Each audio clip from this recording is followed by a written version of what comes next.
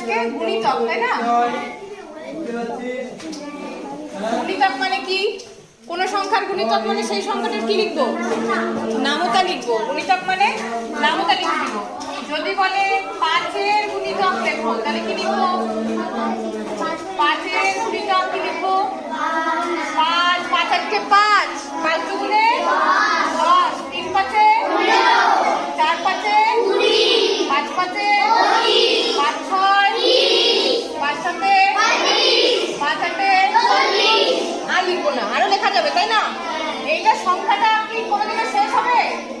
হবে না, চলতেই থাকবে, তাই না? তার মানে গুণিতক অসংখ্য, কোন সংখ্যার গুণিতক অসংখ্য, অনেক, যত গুণ করবো ততই গুণিতক আসবে। এইবারে যদি বলি 7 এর গুণিতক কি কি হবে বলতো, তাহলে 7 এর ঘরের নামটা লিখতে হবে।